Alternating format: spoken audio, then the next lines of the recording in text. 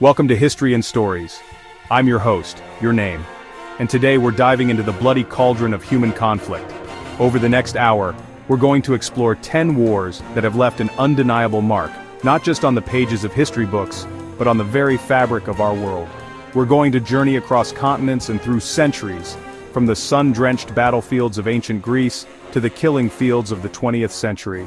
We'll examine the causes of these monumental struggles, delve into the minds of the men and women who waged them, and explore the profound and often unforeseen consequences of these clashes of civilizations. Get ready for a wild ride, folks. We're peeling back the layers of time to unearth the brutal realities of war, all backed by true, documented, historical facts. Fasten your seatbelts, because we're about to embark on an epic journey through the annals of history. Imagine a world where democracy is a new idea, a radical experiment struggling to survive. That was ancient Greece in the 5th century BC. Athens, a city-state known for its philosophers and its navy, stood as a beacon of this new way of governing. But lurking in the shadows was Sparta, a militaristic society with an insatiable hunger for power and an utter disdain for Athenian ideals. The clash between these two titans was inevitable. For nearly 3 decades, the Peloponnesian War raged, a brutal conflict that pitted Athenian naval might against Spartan land power. Athens, weakened by plague and hubris, ultimately crumbled under the relentless pressure of Sparta and its allies. The war ended with the Athenian fleet in ruins, its walls torn down, its dreams of democracy seemingly dashed against the rocks. The Peloponnesian War, despite its brutal cost, became a defining moment in Greek history. From the ashes of the Peloponnesian War, a new power rose in the West Rome. But Rome's ascent to greatness wouldn't be unchallenged. Across the Mediterranean Sea, another empire, Carthage, stood poised to clash with the legions of Rome. The Punic Wars, a series of 3 titanic struggles spanning over a century, pitted Roman grit and determination against Carthaginian cunning and the tactical genius of Hannibal Barca. Picture this: Hannibal, a general of unparalleled skill, leading his army, complete with elephants, across the Alps, challenging the Roman heartland. These wars were about more than just dominance over the Mediterranean. They were about survival, about the right to rule the ancient world. Roman legions clashed with Carthaginian mercenaries in bloody battles fought across 3 continents. Hannibal at Cannae dealt Rome one of its most devastating defeats, a military masterpiece that still inspires awe and dread today. But Rome, ever resilient, refused to break. Fast forward centuries and we find ourselves in another age of chivalry and conflict, the 100 Years' War. This wasn't just one war, but a brutal, sprawling saga of sieges, skirmishes, and set-piece battles that dragged on for generations. Picture this: England and France, 2 kingdoms locked in a deadly embrace, their destinies intertwined by claims of lineage, ambition, and a relentless pursuit of power. On one side, English longbowmen, masters of the battlefield, rained down deadly volleys of arrows. On the other, French knights, clad in shining armor, charged with unmatched valor. From the muddy fields of Crécy and Agincourt to the siege of Orléans, where a young peasant woman named Joan of Arc rallied the French forces, the 100 Years' War is a tapestry woven from equal parts courage and ruthlessness. The 100 Years' War, despite its misleading name, lasted for 116 years, leaving an indelible mark on both England and France. By the time the smoke cleared, France had emerged victorious, but at a terrible cost. The 18th century witnessed the birth of a new nation, the United States of America. The path to independence was paved with bloodshed and sacrifice. A ragtag group of colonial farmers and shopkeepers armed with muskets faced the British Army. Men like George Washington and Nathaniel Greene proved their strategic brilliance.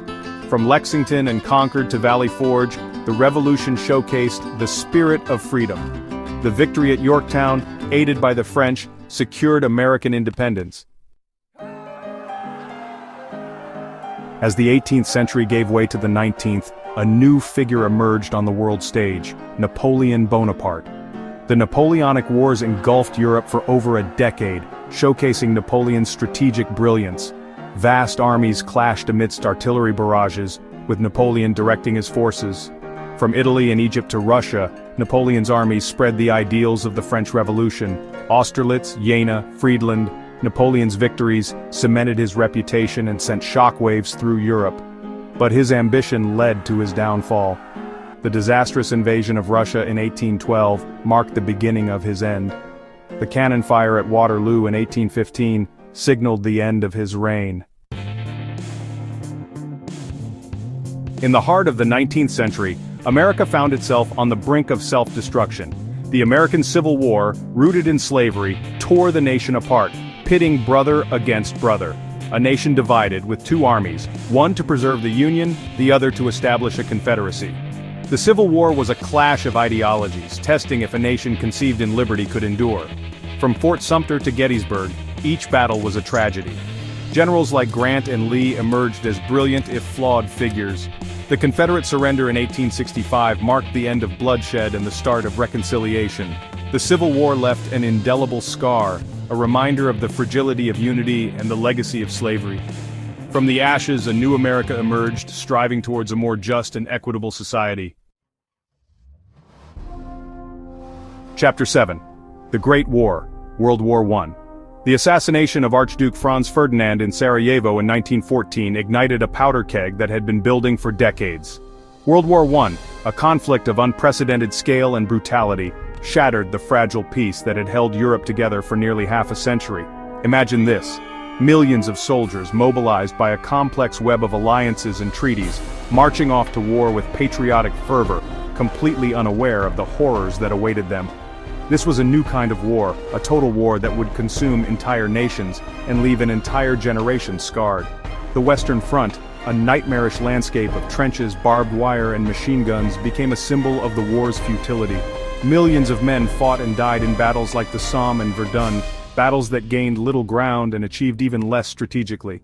Technology, once seen as a beacon of progress, was now being used to wage war on an industrial scale. Chapter 8. A World Ablaze, World War II. The rise of Adolf Hitler and Nazi Germany in the 1930s cast a long shadow over Europe. World War II, a global conflict that would claim the lives of tens of millions of people, was a war unlike any other, a battle against tyranny and oppression on a scale never before seen. Imagine this: the world engulfed in flames, from the beaches of Normandy to the jungles of the Pacific, as nations clashed in a desperate struggle for survival. World War II was a total war, a conflict that touched every aspect of human existence, from the home front to the front lines.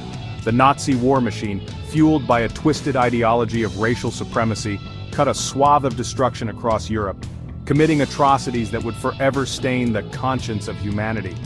The Holocaust, the systematic genocide of 6 million Jews, stands as a chilling reminder of the depths of human depravity. But in the face of this darkness, the human spirit refused to be extinguished. Chapter 9. The Shadow of Armageddon, the Cold War. After World War II, a new conflict emerged: the Cold War, a war of ideology, espionage, and proxy conflicts. Two superpowers, the United States and the Soviet Union, locked in a global chess match with nuclear arsenals. Constant tension and the threat of nuclear annihilation defined this era. From the Berlin Wall to the Korean War, from the Cuban Missile Crisis to the Vietnam War, the Cold War divided the world into two armed camps. Espionage, propaganda, and technological competition were hallmarks of this conflict. The fall of the Berlin Wall in 1989 signaled the end for the Soviet Union. By 1991, the Soviet Empire had crumbled, marking the end of the Cold War. Chapter 10. Desert Storm, the Gulf War. In August 1990, the world watched in horror as Saddam Hussein's Iraqi army invaded and occupied Kuwait. The Gulf War, a conflict that would last just 42 days, marked the beginning of a new era in warfare, one dominated by precision strikes, advanced technology, and 24/7 media coverage. Imagine this: Operation Desert Storm, a massive aerial bombardment campaign that lit up the night sky over Baghdad, a display of American military might designed to cripple Iraq's ability to wage war. The Gulf War was a technological tour de force, a glimpse into the future of warfare. The ground war, when it finally came, was swift and decisive. American-led coalition forces, equipped with advanced tanks and aircraft, routed the Iraqi army, liberating Kuwait and shattering Saddam Hussein's dreams of regional dominance. The legacy of the Gulf War continues to shape the Middle East today. From the Peloponnesian War to the Gulf War, we've journeyed through centuries of conflict, exploring the causes, the consequences, and the human toll of these epic clashes. We've seen how these wars have shaped not only the course of history, but also the world we live in today. But our exploration of history doesn't end here. There are countless other stories of courage, brutality, and resilience waiting to be told. Stories that remind us of the human capacity for both great good and great evil. Thank you for joining me on this journey through the annals of history. If you found this exploration of these epic wars insightful, be sure to subscribe to History and Stories for more. And don't forget to leave a comment below and tell me what you think. What other wars should we dissect? What lessons can we learn from these conflicts as we navigate the complexities of the 21st century?